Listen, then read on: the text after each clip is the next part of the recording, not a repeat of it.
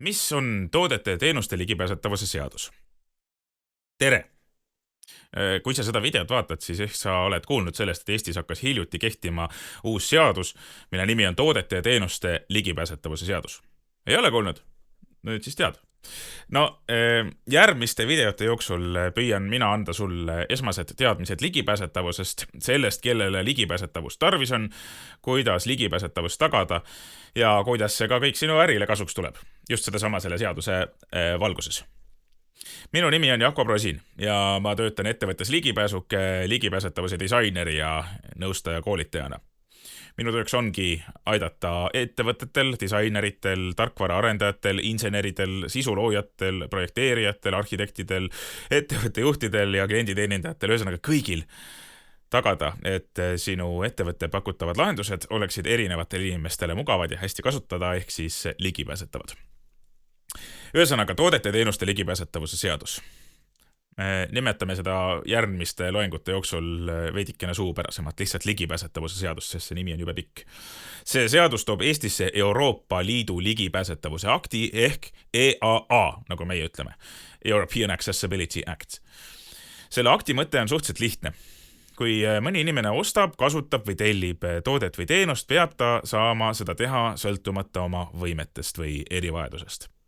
Olgu tal siis vanadusest näiteks tingitud kuulmislangus või lausa kuulmispuue, lühinägelikkus või nägemispuue, liikumisraskused, näiteks ka fotosensitiivsed erivajadused, näiteks epilepsia või kas või vähesed digioskused.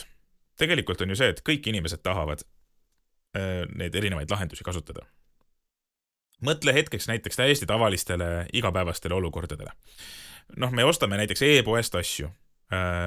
Meil on kinopileti ostmine kinos iseteenindusautomaadist, teleka vaatamine kodus või kuskil telefonis, eks ju, hädaabi kutsumine läbi 112 või kas või näiteks e-raamatute lugemine. Kas sina tead, kuidas neid asju saaks teha näiteks inimene, kes ei näe? Või inimene, kes ei kasuta arvutis hiirt või ei saa näiteks puutetundlikku ekraani kasutada? Vot ligipääsetavuse seadus ütlebki, et teatud toodetel ja teenustel peab see kõik olema võimalik. See seadus ei ole puuetega inimeste seadus, see on kaasaegsete teenuste ja kvaliteetsete kasutajasõbralike lahenduste ja toodete tagamise seadus. Ehk siis see aitab tegelikult sul oma lahendusi kvaliteetsemalt muuta ja paremini teha. Vaatame siis kiiresti otsa, kellele see seadus kehtib. See seadus kehtib erinevatele ettevõtjatele ja tootjatele. Järgnevates videotes võtame me need valdkonnad ka natukene laiemalt lahti, vaatame siin otsa, et millised on siis nõuded, mida siis tegema peaks. Seadus kehtib neile, kes toodavad, toovad maale, müüvad või pakuvad teenuseid või tooteid erinevates valdkondades. Käime need läbi. Elektroonilised side ja hädaabiteenused. Hädaabiteenuseid meil on üks, eks ole, meil on 112. Aga ka näiteks elektroonilise sideteenus, ütleme Zoomi äpp näiteks või Messenger. E-kaubandus, kõiksugu e-poed, kust sa saad asju osta ja teenuseid osta. E-raamatud ja e-lugerid. Kui sa ostad raamatupoest e-raamatu, siis e-raamatu failis peab saama kirja suurust muuta, taustavälimust muuta, sa pead saama teada, mis pildil on, kui sa tegelikult seda pilti ei näe. E-luger peab näiteks aga oskama raamatu teksti ette lugeda häälega. Siis on meil arvutid ja operatsioonisüsteemid ja nutiseadmed. Näiteks nutiseadmed peavad võimaldama erinevatel ligipääsetavuse lahendustel töötada. Neil kõigil peaks olema näiteks ekraanilugeja, ekraani suurenduslahendused, võimalus seda seadet juhtida klaviatuuriga ja nii edasi. Siis on meil piletiautomaadid ja makseterminalid, iseteeninduskioskid. Neid peab saama kasutada ka näiteks siis, kui sul ei ole võimalik puutetundlikku ekraani ise kasutada, näiteks su käed sa ei saa oma käsi tõsta või su motoorika ei ole nii hea, sa ei näe hästi näiteks või vilkuvad tuled ja kasutajaliides elemendid võivad vallandada sinus haigushoo näiteks, ka selliseid olukordi tuleb ette näha sellistes lahendustes. Või näiteks, kui sa oled värvipime ja sa ei erista erinevaid värve. Siis on meil audiovisuaalsed teenused ja seadmed. Siia alla kuuluvad näiteks digiboksid või sarjade ja teleri vaatamise äpid. Ütleme, kui sa vaatad oma telekast mingisugust saadet või järelvaatamist, siis sa kasutad tegelikult äppi ja ka näiteks võib-olla digiboksi. ja lõpuks ka finantsteenused, pangad, sularahaautomaadid, kaardimakseterminalid, internetipangad, mobiilipangad. Ka transporditeenused on selle seadusega natukene kaetud, näiteks pileti ostmise keskkonnad, kui sa ostad bussi või trammi või rongi või lennuki või laevapiletit. Pileti enda fail peab olema ligipääsetav, aga ka näiteks reaalajas jagatav ühistranspordi informatsioon.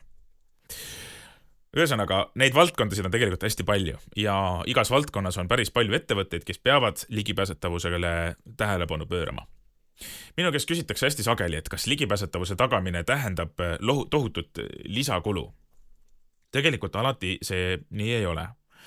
Ligipääsetavust, kui sa kavandad ligipääsetavust algusest peale, siis ligipääsetavuse tagamine on lihtsalt viis teha täpselt samu asju, luua tooteid, teenuseid, aga lihtsalt paremini.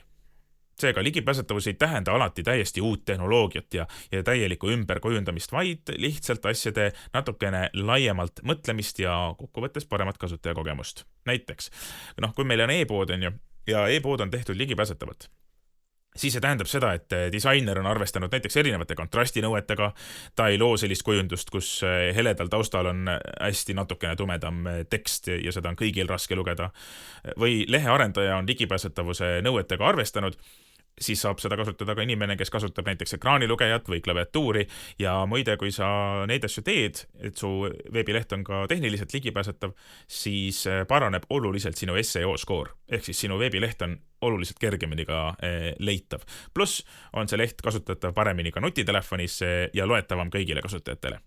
Või võtame näiteks, kui sul on video, nagu meie video siin. Kui videol on subtiitrid, siis tegelikult saavad seda kõike lugeda ka inimesed, kes on lärmakas kohvikus või alles õpivad räägitavat keelt. Seega, ligipääsetavus on investeering, mis muudab teenuse toimivamaks, brändi tugevamaks ja sinu ettevõttele toob ta juurde uusi kliente. Vaatame, kui palju kliente siis. Ainuüksi puuetega inimesi on maailmas umbes 2 miljardit. Igal 4. inimesel maailmas on mingisugune puue või vähemalt erivajadus. Ja kui me vaatame Euroopat siit natuke lähemalt, siis meil on see number on umbes 110 miljonit inimest. Ja see on ainuüksi need erivajadusega inimesed siis, eks ju. Kui me tegelikult vaatame seda segmenti laiemalt, siis nendel kõigil on sõbrad ja ka pereliikmed. Ehk siis neid inimesi on veel rohkem, kui sa nad endale kliendiks saad tänu sellele, et sa oled enda teenused ligipääsetavaks teinud. 70% klientidest ütlevad vastavalt uuringutele, et nad valivad brändi tegelikult tänapäeval juba vastavalt sellele, kas see on ligipääsetav ja kas see bränd kommunikeerib oma ligipääsetavust ka avalikult. 45% tarbijatest ütleb, et nad on nõus toodete ja teenuste eest rohkem maksma, kui ettevõte tegeleb sisuliselt ligipääsetavusega. Seega oleks mõistlik ligipääsetavust oma teenustes ja toodetes juba täna tagada, sest et see vähendab riski, et sind näiteks ka kohtusse kaevatakse. Sest et olgem ausad, see on ju seadus. Ja kui inimesel ei ole võimalik sinu toodet ja teenust kasutada, aga see kuulub seaduse kohaldamisalasse, siis tal on õigus tegelikult sinu peale ju kaevata. Ühesõnaga, nagu ma ütlesin, seadus hakkas Eestis juba kehtima, nii et ettevõtjad tegelikult täna juba peaksid looma lahendusi, mis on ligipääsetavad. Seadus jõustus Eestis aastal 2025, 28. juunil. See tähendab seda, et pärast seda kuupäeva kõik uued tooted ja teenused, mis turule tulevad, peaksid olema ligipääsetavad. Olemasolevate, ehk siis nende teenuste puhul, mida praegu osutatakse ja toodete puhul, mida müüakse enne seda, kui seadus kehtima hakkas, siin on mõningad üleminekuperioodid. Kui sul on täna leping kellegagi, kes sulle osutab teenust ja selles lepingus ei ole ligipääsetavuse teemat kajastatud, siis seda teenust võib edasi osutada ja see leping kehtib kuni 2030. aasta 28. juunini. Ja siis on vaja ligipääsetavus lepingusse sisse kirjutada. Samuti võid sa osutada täna teenust tootega, mis ei ole ligipääsetav, kui sa kasutasid seda toodet enne seaduse jõustumist. Aga ma soovitan väga ligipääsetavuse lahenduste loomisega juba täna tegelema hakata, sellepärast et muidu jõuavad lihtsalt konkurendid sinust ette. Täna on väga palju neid ettevõtteid, kes juba tegelevad ligipääsetavusega ja seega tuleks sellele juba mõtelda. Ligipääsetavus ei ole pelgalt kohustus. See on märk küpsest ja heast hoolivast ühiskonnast ja loomulikult ettevõtte seisukohast on see võimalus luua midagi, mida kõik palju rohkemad inimesed saavad kasutada, seega on see lõpuks ka hea äriotsus. Vot, selles videosarjas räägimegi sellest, kuidas siis see seadus puudutab erinevaid valdkondi, alates raamatutest ja e-teenustest kuni piletimasinate ja iseteenindusterminalideni. Igas videos toome välja siis ka mõned sammud, mida ettevõte peaks tegema ja asjad, mida teadma. Tõsi, me ei jõua kõike ära rääkida, sest et see seadus on päris pikk, põhjalik ja ligipääsetavuse tehniline valdkond on veelgi nüansirohkem ja keeruline. Ta on väga põnev ja kui sinna sisse vaadata, saab väga palju lahedaid asju teha, asju ligipääsetavalt disainides. Seega, kui sa tahad juriidilist nõu, siis mine tutvu kindlasti ka toodete teenuste ligipääsetavuse seadusega, selle juurde käivate määrustega ning vaata otsa ka Euroopa Liidu ligipääsetavuse aktile ehk siis EAA-le. Aga praegu hakkame siit poolt pihta.